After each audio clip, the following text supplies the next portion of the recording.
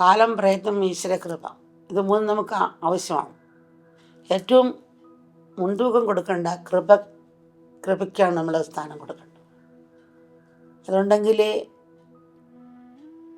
എന്തും മധുരമാവുള്ളൂ. നമ്മൾ പൊട്ടുവായിടാൻ വാ തുറന്നാൽ അടയ്ക്കണമെന്നിൽ പിന്നെ നിയന്ത്രിക്കുന്ന ആ ഞരമ്പുകൾ അയയണം. അയാൻ പറ്റിയില്ല, തുറന്ന വാ അടയ്ക്കാൻ പറ്റില്ല, സ്റ്റോക്ക് വന്നിരിക്കണം. മനുഷ്യപ്രയത്നത്തിന് പരിധിയും ഈശ്വരൻ്റെ കൃപയും നമ്മൾ മനസ്സിലാക്കിയിരിക്കണം. ആ വിനയവും എളിമയും ആ നന്ദിയും അതുണ്ടെങ്കിലേ എന്തും മധുരമാവുള്ളൂ. നല്ല കർമ്മങ്ങൾ ചെയ്യണമെന്നുള്ളതാണ്. ആ നല്ല കർമ്മമാണ് കൃപയായി വരുന്നത്. എപ്പോഴായാലും അത് ഡിപ്പോസിറ്റ് പോലെ നിൽക്കും, വരും.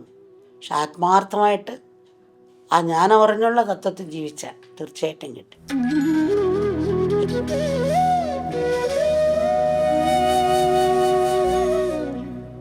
നമ്മുടെ എല്ലാ വിജയത്തിനും ഐശ്വര്യത്തിനും കാരണമായി നിൽക്കുന്നത് ഈശ്വര കൃപയാണ്. ഒന്നില്ലെങ്കിൽ മറ്റെല്ലാം വെറും പൂജ്യം മാത്രം. മറിച്ച് ആ ഒന്നിനോട് ചേർന്നാൽ മറ്റെല്ലാം വിലയുള്ളതായിത്തീരും.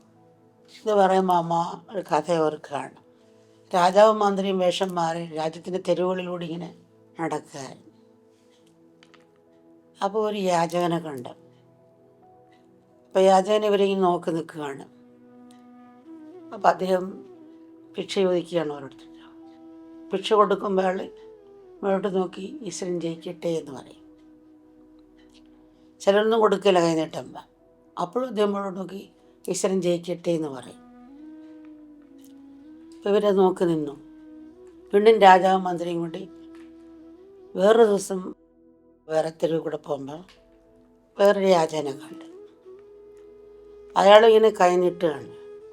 ആരെങ്കിലും കൊടുക്കുമ്പോൾ രാജാവ് നീണാൾ വാഴട്ടെ എന്ന് പറയാം. അപ്പം ഈ രാജാവ് മന്ത്രിയോട് പറയാണ്, എനിക്ക് തോന്നുന്നു ഇവൻ വളരെ ബുദ്ധിമാനാണ്. അതെന്താണെന്ന് മന്ത്രി ചോദിച്ചു. അത് രാജാവ് നീണാൾ വാഴട്ടെ എന്ന് പറയുന്നില്ല, അതുകൊണ്ട് അവൻ നല്ല ബുദ്ധിമാനാണെന്ന് എനിക്ക് തോന്നുന്നത്.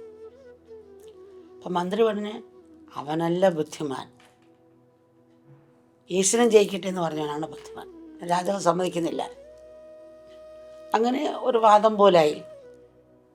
അങ്ങനെ ഇരിക്കുമ്പോൾ രാജാവ് രാജ്യത്തിലുള്ള യാചകന്മാർക്ക് വേണ്ടി സമ്മാനം കൊടുക്കുന്ന ഒരു ദിവസം വെച്ച് വിളംബരം ചെയ്തു. കൊടുക്കുന്നത് ഒരു കൊല പഴവും ഒരു കിഴിപ്പണവും കൊടുക്കും. അങ്ങനെ കൊടുത്തുകൊണ്ടിരിക്കുമ്പോൾ ഇവർ കണ്ട രണ്ട് യാചകരെയും കണ്ട്.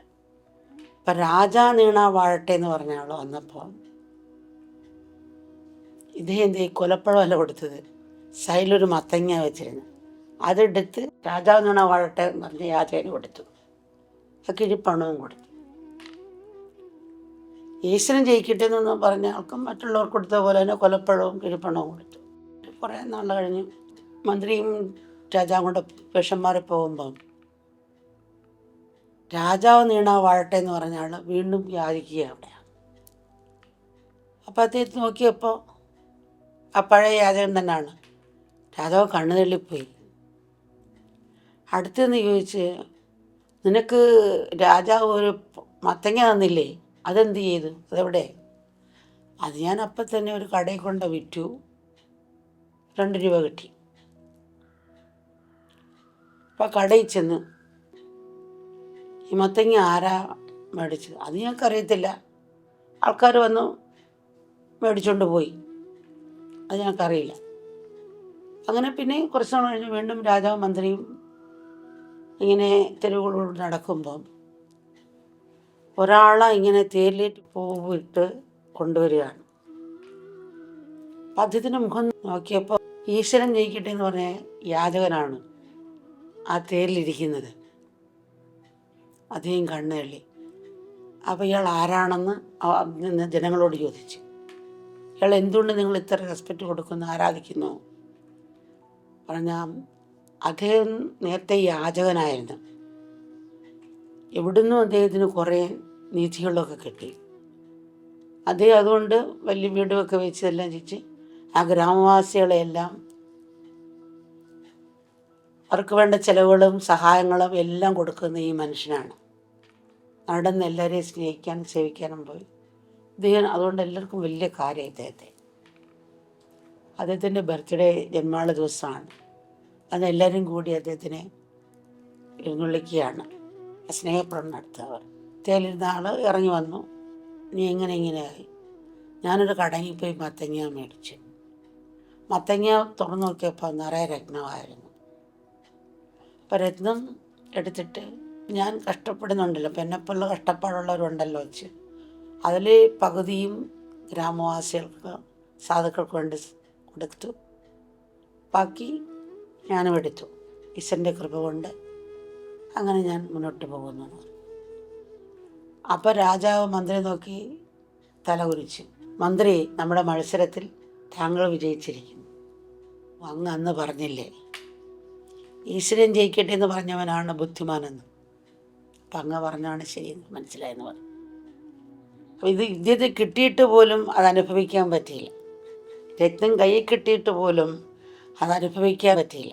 ഈശ്വര കൃപയുണ്ടെങ്കിൽ എന്ത് സാധ്യമാകുമെന്നും അവിടുത്തെ കൃപയില്ലെങ്കിൽ ഒന്നും സാധ്യമല്ലെന്നും ഞാൻ സമ്മതിച്ചിരിക്കുന്നു. മനുഷ്യപ്രയത്നത്തിൻ്റെ പരിധിയും ഈശ്വരൻ്റെ കൃപയും നമ്മൾ മനസ്സിലാക്കിയിരിക്കണം. ആ വിനയവും എളിമയും ആ നന്ദിയും അതുണ്ടെങ്കിലേ എന്തും മധുരമാകുള്ളൂ. കാലം, പ്രയത്നം, ഈശ്വര കൃപ, ഇത് മൂന്നും നമുക്ക് ആവശ്യമാണ്. ഏറ്റവും മുൻതൂക്കം കൊടുക്കേണ്ട കൃപയ്ക്കാണ് നമ്മൾ സ്ഥാനം കൊടുക്കേണ്ടത്. അതുണ്ടെങ്കിലേ എന്തും മധുരമാകുള്ളൂ. നമ്മൾ കോട്ടുവായിടാൻ വാ തുറന്നാൽ അടയ്ക്കണമെന്നിൽ പിന്നെ നിയന്ത്രിക്കുന്ന ആ ഞരമ്പുകൾ അയയണം. അയാൻ പറ്റിയില്ല, തുറന്ന വാ അടയ്ക്കാൻ പറ്റില്ല, സ്റ്റോക്ക് വന്നിരിക്കണം. മനുഷ്യപ്രയത്നത്തിൻ്റെ പരിധിയും ഈശ്വരൻ്റെ കൃപയും നമ്മൾ മനസ്സിലാക്കിയിരിക്കണം.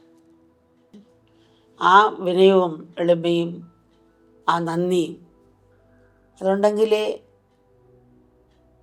എന്തും മധുരമാകുള്ളൂ. നല്ല കർമ്മങ്ങൾ ചെയ്യണമെന്നുള്ളതാണ്. ആ നല്ല കർമ്മമാണ് കൃപയായി വരുന്നത്.